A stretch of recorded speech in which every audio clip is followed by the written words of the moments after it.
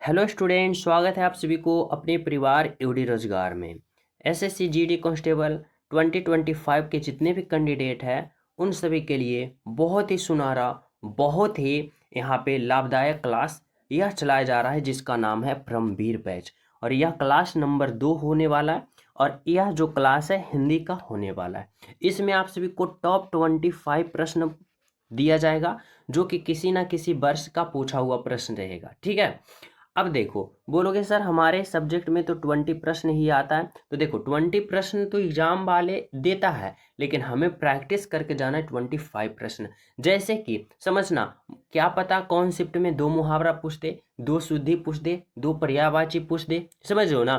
तो इसके लिए हमें हर एक प्रश्न को 2-2 प्रश्नों पे प्रैक्टिस करके जाना।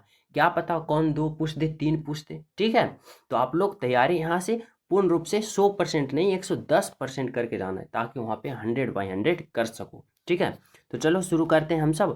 पहला प्रश्न, और जो न्यू हो, चैनल पे पहली बार हो, तो ये परमवीर बैच आप सभी के लिए ही एसएससी जीडी 2025 कैंडिडेट के लिए चलाया जा रहा है। तो आप लोग चैनल सब्सक्राइब करके ज्वाइन हो जाना और क्लास को लाइक एंड शेयर कर देना। ठीक है, चलो शुरू करते हैं। पहला प्रश्न पूछा जा रहा है कि आदमी ने ऐसा विचार नहीं करना चाहिए, वाक्य में अशुद्ध अंश कौन सा है। अब देखो यहाँ पे अशुद्ध अंश हमें छांटना है। वाक्य क्या दे रखा भाई, आदमी ने ऐसा विचार नहीं करना चाहिए। तो कहाँ अशुद्धि है, करना चाहिए में, आदमी ने, या फिर ऐसा विचार या नहीं। ठीक है, अब यहाँ पे करा आदमी ने ऐसा विचार नहीं करना चाहिए, तो यहाँ पे क्या होगा भाई, तो यहाँ पे जो अशुद्धि है ना वह ने में है। कहाँ है भाई, ने में। अब ने में क्या है, तो इस ने के जगह क्या होना चाहिए, आदमी को ऐसा विचार नहीं करना चाहिए, यानी ने के जगह हमें क्या होना चाहिए, को होना चाहिए। इसलिए यहाँ पे कौन होगा ऑप्शन नंबर, तो ऑप्शन नंबर बी वाले जो है यहाँ पे इरर है। और हमें क्या पूछा भाई, अशुद्ध अंश। अशुद्ध अंश ऑप्शन नंबर बी है, तो यानी हमारा राइट आंसर जो होगा ऑप्शन नंबर बी ही होगा, यानी ने के जगह यहाँ पे को होना चाहिए। आदमी को ऐसा विचार नहीं करना चाहिए, और यहाँ पे 2012 का पूछा हुआ प्रश्न। ठीक है, चलो अगला प्रश्न समझना क्या कर रहा है भाई, तो यहाँ पे 2 नंबर का प्रश्न। 2 नंबर का प्रश्न समझो। यहाँ पे आप सभी से पूछा जा रहा है कि दिए गए शब्द का विलोम शब्द ज्ञात करें। यानी यहाँ पे आप सभी को उल्टा शब्द बताना है, विलोम शब्द बताना है। किसका भाई, तो प्रत्यक्ष। अब आप लोग बताओ कि प्रत्यक्ष का जो विलोम होता है वह क्या होता है, श्रेष्ठ होता है, प्रबल होता है, परोक्ष होता है, या प्रकट होता है। तो आप लोग यहाँ पे क्या लगाओगे भाई, तो प्रत्यक्ष का जो विलोम होता है वह क्या होता है। तो देखो हमारी बातों को समझना, अगर हम बात करें श्रेष्ठ, तो श्रेष्ठ का जो विलोम होता है वह क्या होता है, तो श्रेष्ठ हम उसे कहते हैं जो महान होता है, यानी श्रेष्ठ महान। लेकिन जब बात करें श्रेष्ठ का विपरीत उल्टा, तो श्रेष्ठ के विपरीत क्या होता है भाई, नीच। क्या होता है, नीच होता है। ठीक है, नीच होता है, निम्न होता है। क्या होता है, निम्न होता है, नीच निम्न होता है। ठीक है, अब हम बात कर लेते हैं किसका भाई, तो यहाँ पे परवल। परवर की बात करें तो क्या होता है भाई, परवर का अवर होता है। परवर का विलोम क्या होता है, अवर होता है। अब बात कर लेते हैं यहाँ पे क्या है, तो यहाँ पे देखो परोक्ष। अब अगर देखो, अगर हम बात कर लेते हैं यहाँ पे प्रत्यक्ष, तो प्रत्यक्ष का जो विलोम होता है ना वह क्या होता है, परोक्ष होता है। अब प्रत्यक्ष का विलोम परोक्ष होता है, या फिर परोक्ष के जगह कहीं भी आप सभी को अप्रत्यक्ष भी दे सकता है। जैसे प्रत्यक्ष का विलोम यहाँ पे क्या दे सकता है भाई, तो प्रत्यक्ष भी दे सकता है, या फिर अप्रत्यक्ष जैसे यहाँ पे नहीं दे रखा है, क्या दे रखा है, तो परोक्ष। तो आप लोग को यहाँ पे दोनों याद करके रखना है, प्रत्यक्ष का विलोम अप्रत्यक्ष भी होता है और परोक्ष भी होता है। ठीक है, और 2015 का पूछा हुआ प्रश्न है। यहाँ पे बहुत सारे स्टूडेंट सोचेंगे कि यार प्रत्यक्ष का तो हम लोग विलोम अप्रत्यक्ष पढ़ा था, लेकिन यहाँ पे अप्रत्यक्ष ऑप्शन है ही नहीं, तो यहाँ पे परोक्ष होगा। ठीक है, और प्रकट का बात करें तो प्रकट का विलोम क्या होता है, तो छिपाना। प्रकट में क्या होता है भाई, दिखाना। तो प्रकट का विलोम की बात करें तो यहाँ पे क्या होगा, तो छिपाना होगा। ठीक है, यहाँ पे सभी विद्यार्थी समझ गए हो, प्रत्यक्ष का अप्रत्यक्ष या फिर परोक्ष। चलो अगला प्रश्न देखना क्या कर रहा है भाई, तो 3 नंबर का प्रश्न समझना। देखो 3 नंबर का प्रश्न क्या कर रहा है, इस बहाने से आपको भी दर्शन हो गए, वाक्य में अशुद्धि अंश को छाटें। ठीक है, अब यहाँ पे क्या करना है, यहाँ पे अशुद्धि बताना है। इस बहाने से आपको भी दर्शन हो गए। यहाँ पे अशुद्धि अंश जो है वह कौन सा ऑप्शन में है? इस बहाने से दर्शन हो गए आपको भी। अब आप लोग को यहाँ पे देखो, बहुत सारे स्टूडेंट कंफ्यूज हो जाएंगे, ये प्रश्न बहुत ही लाजवाब है। तो देखो, जब भी शुद्धि प्रश्न दिया जाएगा ना, तो आप लोग थोड़ा सा दिमाग को कांस्टेंट करना 100%। जैसे कि देखो, इस बहाने से भी आपको क्या करा भाई, इस बहाने से आपके भी दर्शन हो गए। तो यहाँ पे जो से है ना, यह से जी है, यह इरर है। इस से को यहाँ पे नहीं होना चाहिए। क्या होना चाहिए? इस बहाने आपके भी दर्शन हो गए। जैसे तुम हो और तुमसे कोई यहाँ पे बड़ा है, बड़ा व्यक्ति है, बड़ा भाई है, कोई भी हो, तो आप लोग क्या कहोगे? इस बहाने आपके भी दर्शन हो गए, ना कि यहाँ पे कहोगे इस बहाने से आपके भी दर्शन हो गए। यहाँ पे गलत कर दोगे, से यहाँ पे होना ही नहीं चाहिए। यहाँ होना चाहिए आपके बहाने, इस बहाने आपके भी दर्शन हो गए। तो यहाँ पे पायरा एरर क्या होना चाहिए? तो से नहीं होना चाहिए। और से कहाँ है भाई? तो इस बहाने से, यानी ऑप्शन नंबर ए पे जो होगा आपका राइट आंसर होगा। क्या होना चाहिए? इस बहाने आपके भी दर्शन हो गए। यहाँ तक सभी विद्यार्थी समझ रहे हो? तो चलिए हम सब नेक्स्ट प्रश्न पे। चलो देखो, 4 नंबर का प्रश्न समझना क्या पूछा जा रहा है भाई आप लोग से। 4 नंबर का प्रश्न पूछा जा रहा है, कह रहा है रिक्त स्थान हेतु दिए गए विकल्प में उचित विकल्प चयन करें। यहाँ पे देखो क्या दे रखा है, यहाँ पे बताना है कि जहाँ पे रिक्त स्थान है ना, यहाँ पे उचित ऑप्शन कौन सा होगा। अब प्रश्न हमारा क्या पूछा जा रहा है भाई, देखो बहुत ही इंपॉर्टेंट प्रश्न है, ठीक है। कंफ्यूजन मत करना और छोड़ना। ऐसे सोचोगे कि ऐसे प्रश्न को हम बिल्कुल बिना प्रैक्टिस किए एग्जाम में कर दोगे, तो यह आप सभी को गलत फहमी है। क्योंकि जब स्टूडेंट यहाँ पे फुल बाय फुल मार्क्स प्राप्त करता है, हिंदी में 20/20 प्राप्त करता है ना, तो उससे पूछना होगा कितना प्रैक्टिस सेट लगा के रखा है, कितना प्रीवियस ईयर प्रश्नों को हल करके रखा है, वही बताएगा या उसका आत्मा बताएगा, ठीक है। अगर वो सही नहीं बताएगा तो फिर तो वहाँ पे उसका परमात्मा तो समझ ही रहा होगा कि वह कितना प्रैक्टिस लगाया है बंदा, तभी यहाँ पे 20/20 यहाँ पे करके आया है। तो इसलिए आप लोग को प्रैक्टिस बहुत करना है। तो देखो प्रश्न क्या करा है, रामू की खाली स्थान केवल इसीलिए हुए क्योंकि राजीव उसकी खाली स्थान अधिक बुद्धिमान है। अपेक्षा या अपेक्षा या अपेक्षा, अपेक्षा या उपेक्षा, उपेक्षा अपेक्षा, उपेक्षा या उपेक्षा। तो देखो समझना, सबसे पहले प्रश्नों को समझना हमें इस तरह से होगा यहाँ पे कि रामू की अपेक्षा या उपेक्षा केवल इसीलिए हुए क्योंकि राजीव उसकी अपेक्षा या उपेक्षा अधिक बुद्धिमान है। तो यहाँ पे राइट आंसर क्या लगाओगे? तो राइट आंसर यहाँ पे ये होगा कि रामू की उपेक्षा, रामू की उपेक्षा इसीलिए हुई, ठीक है। रामू की उपेक्षा इसीलिए हुई क्योंकि राजीव उसकी अपेक्षा क्या है भाई? अधिक बुद्धिमान है। समझ रहे हो? यहाँ पे ये होगा ऑप्शन नंबर सी होगा राइट आंसर कि रामू की उपेक्षा, रामू की उपेक्षा केवल इसीलिए हुई क्योंकि राजीव उसकी अपेक्षा अधिक बुद्धिमान है। यहाँ पे राइट आंसर आप लोग ऑप्शन नंबर सी लगाओगे, कहीं भी कंफ्यूज करने का सवाल ही पैदा नहीं होता है, ठीक है। जब आप लोग प्रश्न को 100% यहाँ पे शांत दिमाग से समझ के सोल्व करोगे तो, ठीक है। कि रामू की उपेक्षा केवल इसीलिए हुई क्योंकि राजीव उसकी अपेक्षा अधिक बुद्धिमान है। समझ रहे हो? तो चलिए नेक्स्ट पे। चलो अगला प्रश्न समझना क्या कर रहा है भाई, तो 5 नंबर का प्रश्न। और सभी प्रिय स्टूडेंट जितने भी कैंडिडेट हो सभी क्लास को लाइक कर दो, शेयर कर दो। जो न्यू हो तो चैनल सब्सक्राइब कर लो अभी से, क्योंकि इस क्लास पे जीडी का हिंदी, जीडी का रीजनिंग, जीडी का मैथ और जीडी का जीके, जीएस, साइंस सभी कराया जाता है और सभी मोस्ट इम्पोर्टेंट। तो आप लोग चैनल सब्सक्राइब जरूर कर लेना, ठीक है। 5 नंबर का प्रश्न समझना क्या करा है त्रुटि युक्त वर्तनी का चयन करें। यहाँ पे बताना है त्रुटि युक्त। अब देखो 4 ऑप्शन दे रखा है भाई। अब इन 4 ऑप्शन में एक ऑप्शन जो है ना वह त्रुटि युक्त है। आप लोग को बताना है कि कौन सा त्रुटि युक्त ऑप्शन है, उसी को आप लोग को क्या करना है, पता करना है। अब देखो अगर हम बात करें मूंगफली का, तो मूंगफली बिल्कुल इसी तरह लिखा जाता है।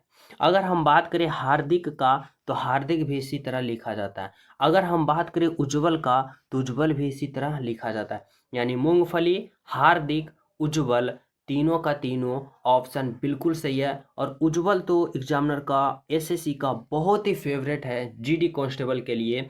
उज्जवल उज्जवल उज्जवल, आप लोग यहाँ पे क्या करना है, इसको रट जाना, क्योंकि हर शिफ्ट में यहाँ पे 2 शिफ्ट के बाद 3 शिफ्ट के बाद इसको दोहरा ही देता है। ठीक है, अब बात कर लेते हैं सम्मिलित।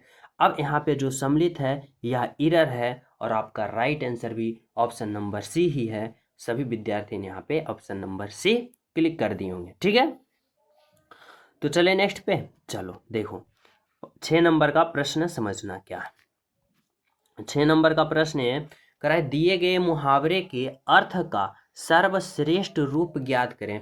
यहाँ पे हमें मुहावरे का अर्थ बताना है।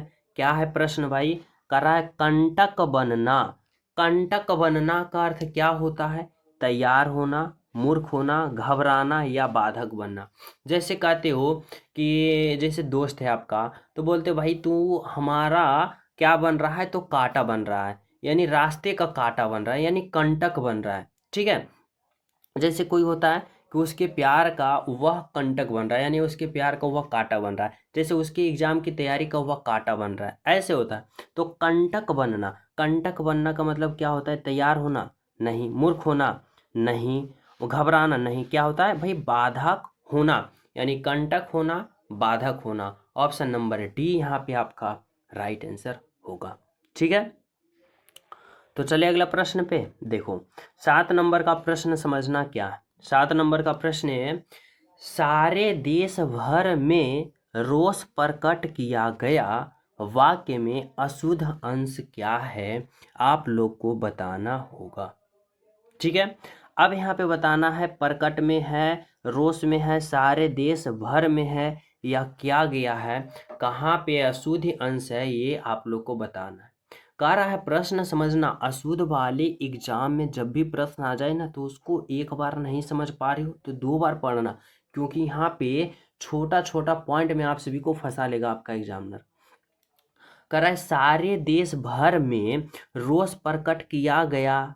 ठीक है, अब हमें बताना है कि यहाँ पे कि किस यहाँ पे भाग में एरर है भाई। तो देखो सबसे पहले समझना क्या कहा जा रहा है भाई, तो यहाँ पे ये समझना, यहाँ पे सारे देश भर में, यहाँ पे जो भर है ना, यहाँ पे समझना, यहाँ पे जो भर है यही एरर है। ठीक है, इसको यहाँ पे नहीं होना चाहिए। क्या है भाई, समझना, सारे देश में रोष प्रकट किया गया। यहाँ पे सारे, जब सारे यहाँ पे प्रयोग किया गया है तो भर का प्रयोग यहाँ पे क्या मतलब है भाई, कोई नहीं मतलब है। यानी यहाँ पे समझना पड़ेगा कि सारे देश में रोष प्रकट किया गया, यानी वर्ल्ड में जितने भी देश है, सभी देश में, सारे देश में क्या प्रकट किया गया भाई, तो यहाँ पे रोष प्रकट गया, यानी यहाँ पे जो भर है यही अशुद्ध है। और कौन सा ऑप्शन में है, तो देखो ऑप्शन नंबर सी में। तो यहाँ पे आपका राइट आंसर जो होगा ना, ऑप्शन नंबर सी होगा, यानी सारे देश में रोष प्रकट किया गया। बिल्कुल बिल्कुल ऑप्शन नंबर सी आपका राइट आंसर यहाँ से होगा। ठीक है, तो चलिए नेक्स्ट पे। चलो अगला प्रश्न समझना भाई, क्या कर रहा है, 8 नंबर का प्रश्न। देखो 8 नंबर का प्रश्न समझना, कराए रिक्त स्थान हेतु दिए गए विकल्प में उचित चिन्ह चुनिए। यहाँ पे बताना है, जो यहाँ पे रिक्त स्थान है ना, इसके जगह कौन सा उचित ऑप्शन आएगा ये बताना होगा। अब देखो समझो, कह रहा है खाली स्थान के अंधे को हरा भी हरा नजर आता है। अब यहाँ पे बताना है, यहाँ पे कौन सा ऑप्शन धरोगे, बचपन के अंधे को हरा ही हरा नजर आता है, सावन के अंधे को हरा ही हरा नजर आता है, आँख के अंधे को हरा ही हरा नजर आता है, या बात के अंधे को हरा ही हरा नजर आता है। तो यहाँ पे आपका जो राइट ऑप्शन निकल के आता है वह आता है सावन। यहाँ पे होगा सावन के अंधे को हरा ही हरा नजर आता है। यहाँ पे राइट आंसर जो आपका निकल के आ रहा है वह आ रहा है ऑप्शन नंबर बी, सावन के अंधे को हरा ही हरा नजर आता है। Option number B is the right answer. ठीक है, चलो भाई अगला प्रश्न समझना क्या कर रहा है, 9 नंबर का प्रश्न। 9 नंबर को समझना, कराए निम्नलिखित में वर्तनी की दृष्टि से कौन सा शब्द शुद्ध है। अब यहाँ पे बताना है, यहाँ पे 4 ऑप्शन दे रखा है। अब वर्तनी की दृष्टि से बताना है कि कौन सा ऑप्शन जो है वह शुद्ध है भाई। तो देखो यहाँ पे हस्तक्षेप है, हस्तक्षेप है, हस्तक्षेप है और हस्तक्षेप है। अब बताओ कि हस्तक्षेप जो होता है वह कैसे लिखा जाता है। तो देखो समझना, जब भी वर्तनी वाले प्रश्न आ जाए कि शुद्धि वर्तनी चयन करें तो क्या करना है, सिंपल सा गहरी सांस में क्या करना है, हस्तक्षेप जो भी हो उसको पढ़ना है और यहाँ पे अपने खुद से हाथ से यहाँ पे लिखना है। जैसे हस्तक्षेप, यहाँ पे 4 ऑप्शन है, 3 गलत है, एक ही सही है। अब उसको हमें पहचानना है। तो हस्तक्षेप, अब हमें क्या करना है, यहाँ पे लिखना है, खुद से लिखना है क्या भाई, तो हस्त यहाँ पे छेप लिखना है। ठीक है, यहाँ पे इस तरह से देखो, हस्तक्षेप यहाँ पे हमें खुद से लिखना है। ठीक है, अब देखो कि ऐसा कौन सा ऑप्शन दिख रहा है, तो ऐसा जो ऑप्शन नंबर ए दिख रहा है, यानी हमारा right answer option number A होगा, हस्तक्षेप होगा, जो कि बिल्कुल बिल्कुल सही है। ठीक है, चलो अगला प्रश्न समझना क्या कर रहा है भाई। तो 10 नंबर का प्रश्न सभी विद्यार्थी यहाँ पे समझना कर रहा है, खग ही जाने खग की भाषा लोकोक्ति का आशय क्या है। देखो यहाँ पे लोकोक्ति से प्रश्न आ गया। अब इसको आप लोग को समझना होगा कि खग ही जाने खग की भाषा। तो देखो यहाँ पे क्या होता है कि खग जाने खग की भाषा, इस तरह से समझो कि संगत का प्रभाव दूसरे पे पड़ता है। जैसे जैसे यहाँ पे क्या होता है कि सभी कैंडिडेट को यहाँ पे क्या होता है, माता पिता क्या बोलते होंगे कि अपनी संगत जो है सही विद्यार्थी के साथ रखोगे तो सही संगत के तरह आगे बढ़ोगे। यानी जिसके साथ रहोगे, जिसके साथ खेलो कूदोगे, चलोगे, यहाँ पे पढ़ोगे, उसी की तरह हो जाओगे। तो वही कर रहा है यहाँ पे कि संगत ही जाने खग की भाषा। तो देखो यहाँ पे क्या होगा भाई, घर की चीज का आदर नहीं होता, ये तो है घर की दाल मुर्गी बराबर, घर की मुर्गी दाल बराबर, तो ये तो होगा नहीं, ऑप्शन नंबर ए। कह है खग ही परस्पर झगड़ते हैं, ये तो और कुछ ही अलग ही अर्थ दे रहा है भाई। पक्षी ही आसमान में उड़ते हैं, यहाँ से भी कोई अर्थ नहीं निकल रहा है। अर्थ निकल रहा है ऑप्शन नंबर डी से, जो जिसकी संगत में रहता है वह उसकी बात समझता है। यानी खग ही जाने खग की भाषा, यानी जो जिसकी संगति में रहता है वह उसकी बात भाषा समझता है। ठीक है, चलो अगला प्रश्न समझना। देखो क्या कर रहा है, 11 नंबर का प्रश्न यहाँ पे पूछा जा रहा है आप सभी को कि दिए गए शब्द का विलोम शब्द ज्ञात करें, यानी उल्टा शब्द बताना है। किसका बताना है भाई, तो अनुरक्त का। अब अनुरक्त का हमें विलोम बताना है, तो सभी विद्यार्थी को यहाँ पे पता कुछ का होगा कुछ को नहीं होगा, तो समझना है। जैसे कि बहुत ही इंपॉर्टेंट प्रश्न है अनुरक्त। अब देखो यहाँ पे क्या दे रखा है ऑप्शन नंबर में, उपयुक्त। अब उपयुक्त का सभी विद्यार्थी को पता होगा विलोम क्या होता है भाई, तो उपयुक्त का होता है अनुपयुक्त, यानी यहाँ पे क्या होगा, अनुपयुक्त होगा। उपयुक्त का अनुपयुक्त होगा। आयात का क्या होता है भाई, तो आयात का सभी विद्यार्थी को पता होगा क्या होता है, निर्यात होता है। लेकिन जब हम बात करते हैं अनुरुक्त का, तो अनुरुक्त का विलोम क्या होता है, विरुक्त होता है, विरक्त। अनुरक्त का विरक्त, यानी राइट आंसर आपका यहाँ पे ऑप्शन नंबर डी निकल के आया है, जो कि क्या है, तो बिल्कुल सही है, बिल्कुल सत्य है, ऑप्शन नंबर डी। ठीक है, तो चलिए नेक्स्ट प्रश्न पे। देखो यहाँ पे समझना 12 नंबर का प्रश्न क्या कर रहा है। 12 नंबर का प्रश्न दिया गया है कि दिए गए शब्द का पर्यायवाची ज्ञात करें। यहाँ पे हमें क्या बताना है, पर्यायवाची बताना है। किसका पर्यायवाची बताना है भाई, तो कोविद। अब हमें बताना है कोविद का जो होता है वह पर्यायवाची क्या होता है। तो देखो सबसे पहले हमें यहाँ पे समझना होगा, यहाँ पे क्या है, पताका। अब पताका का पर्यायवाची क्या होता है भाई, ध्वज। जैसे यहाँ पे क्या होता है, ध्वज। पताका का पर्यायवाची ध्वज होता है। विद्वान, विद्वान की अगर हम बात करें तो विद्वान को अगर हम विद्वान को हम पर्यायवाची की बात करें तो क्या होता है भाई, तो विद्वान का यहाँ पे होता है तेज। यहाँ पे क्या होता है भाई, तेज तरार। ठीक है, अगर हम बात करें यहाँ पे क्या होता है, तुरंत। तुरंत का पर्यायवाची क्या होता है, तुरंत का जैसे होता है जल्दी, क्या होता है, जल्दी होता है।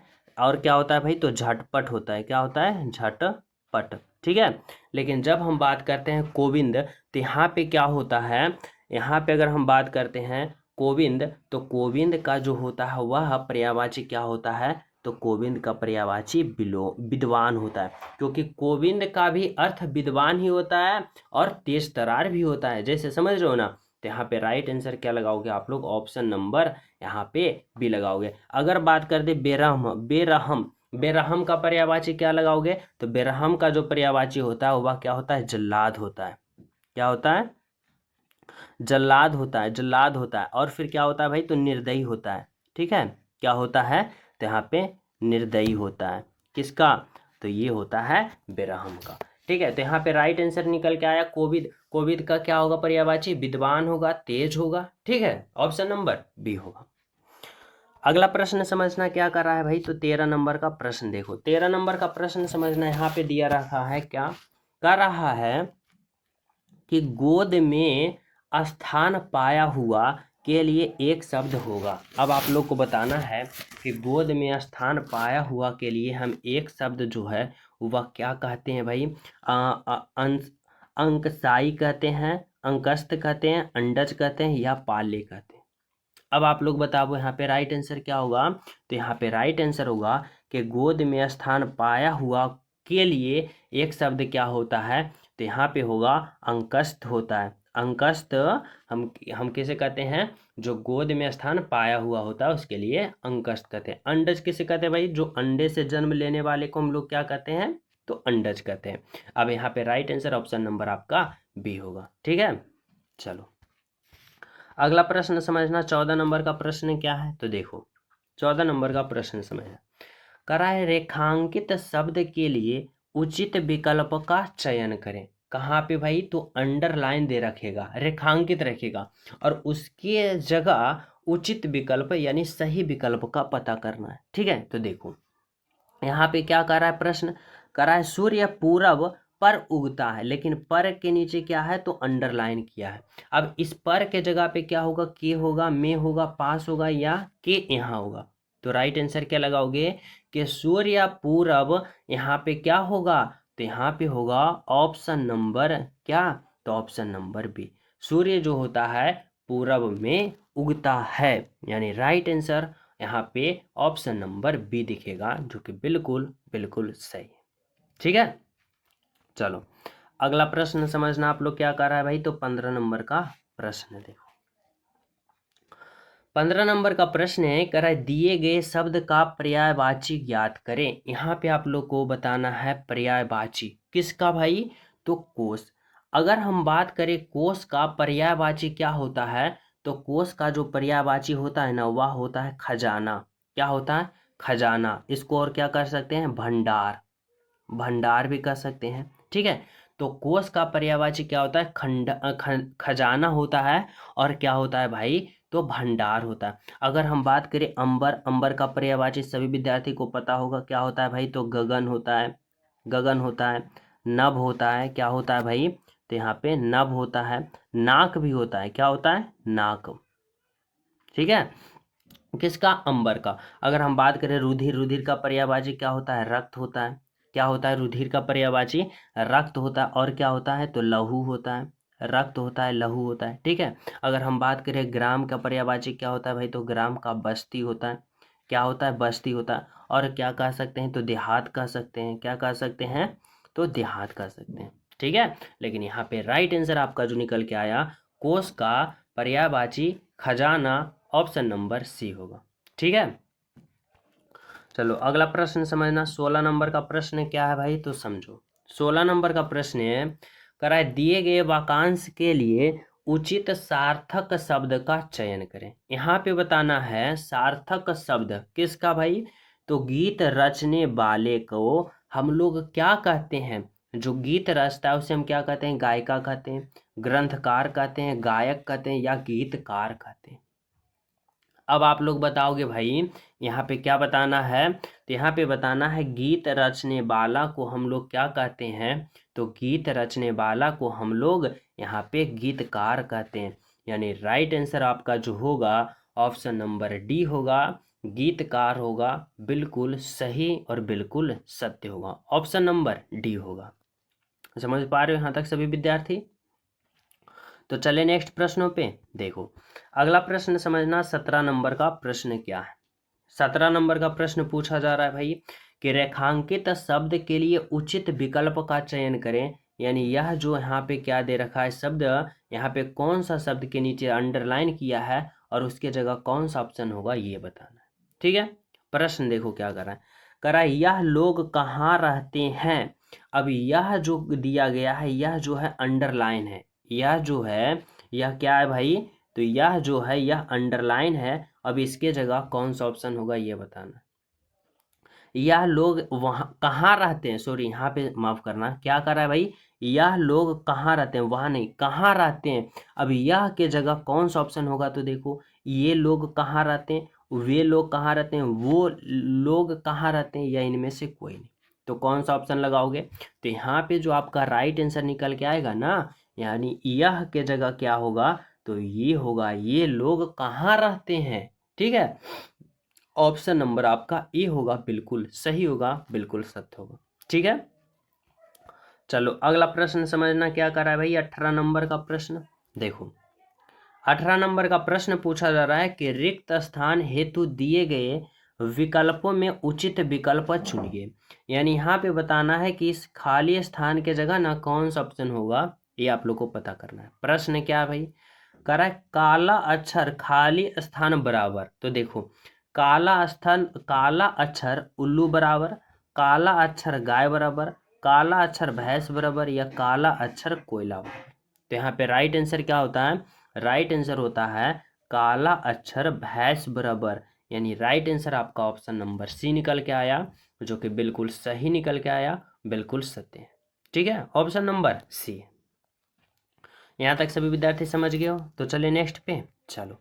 अगला प्रश्न समझना क्या कर रहा है भाई, तो 19 नंबर का प्रश्न देखो, यहाँ पे कर रहा है 19 नंबर का प्रश्न, कर रहा है रेखांकित शब्द के लिए उचित शब्द का चयन करें। कहाँ पे रेखांकित है, तो में। ठीक है, अब यह प्रश्न पढ़ो क्या है, वह घोड़े में सवार था, तो इस में के जगह जो अंडरलाइन किया गया है वह कौन सा ऑप्शन होगा ये पता करना है। ठीक है, तो चलो इसको देखते हैं। क्या कर रहा है भाई, वह घोड़े में सवार था, यस में के जगह क्या होगा, वह घोड़े के सवार था, गलत। वह घोड़े से सवार था, गलत। वह घोड़े पर सवार था, बिल्कुल सही, ये गलत होगा। तो राइट आंसर आपका ऑप्शन नंबर सी हुआ, वह घोड़े पर सवार था। ठीक है, चलो अगला प्रश्न समझना क्या कर रहा है भाई, तो 20 नंबर का प्रश्न देखो, 20 नंबर का प्रश्न क्या कर रहा है रिक्त स्थान हेतु दिए गए विकल्पों में उचित विकल्प चुनिए। यानी इस खाली स्थान के जगह कौन सा ऑप्शन होगा ये पता करना हो। ठीक है, अब सभी प्रिय स्टूडेंट क्लास को लाइक शेयर करते चलना है, जो न्यू हो ना चैनल सब्सक्राइब जरूर कर लेना, और टेलीग्राम लिंक डिस्क्रिप्शन में होगा, वहाँ PDF मिल जाएगा। और आप लोग क्या करना है कि सभी विद्यार्थी प्रतिदिन कंटिन्यू रहना, प्रैक्टिस लगाओगे तभी आप सभी को नंबर इंक्रीज होगा। अगर आप लोग 2025 में 100% सीरियस हो अपने सिलेक्शन के प्रति तो। ठीक है, देखो प्रश्न क्या कर रहा है समझो, कर रहा है विकास के लिए आर्थिक विविधता आवश्यक होती है, विकास के लिए आर्थिक आत्मनिर्भरता आवश्यक होती है, या सक्षमता या फिर बहुलता आवश्यक होती है। तो क्या यहाँ पे होगा भाई राइट आंसर, तो यहाँ पे आप लोग राइट आंसर लगाओगे कि विकास के लिए आर्थिक क्या, तो आर्थिक जो होगा आत्मनिर्भरता आवश्यक होती है। अगर आप लोग को विकास करना है तो विकास के लिए क्या होना चाहिए, आर्थिक आत्मनिर्भरता होना चाहिए। ऑप्शन नंबर क्या होगा, तो ऑप्शन नंबर बी होगा आपका राइट आंसर। ठीक है, तो चलिए नेक्स्ट पे अगला प्रश्न समझना, 21 नंबर का प्रश्न देखो। 21 नंबर से क्या करते हैं, तो पैसेज आता है। ठीक है, और इस पैसेज को हमें समझना पड़ेगा। देखो बहुत ही सिंपल आप सभी के एग्जाम में देखने को मिलेगा, वही 4 से 5 लाइन का पैसेज, जैसे 1 2 3 4 5 लाइन का पैसेज है ना। सबसे पहले हमें क्या करना है, पैसेज को पढ़ लेना है और हमें देखना है कि यह पैसेज किस बारे में कहा जा रहा है। जैसे समझो, लक्ष्मीबाई का जन्म खाली स्थान में 19 नवंबर 1828 को हुआ था। उसका बचपन का नाम मणिकर्णिका था, लेकिन प्यार से उन्हें खाली स्थान कहा जाता था। उसकी माँ का नाम खाली स्थान और पिता का नाम मोरोपंत तांबे था। मोरोपंत एक मराठी थे और मराठा खाली स्थान की सेवा में थे। माता भागीरथी बाई एक संस्कृति और खाली स्थान स्वभाव के थे।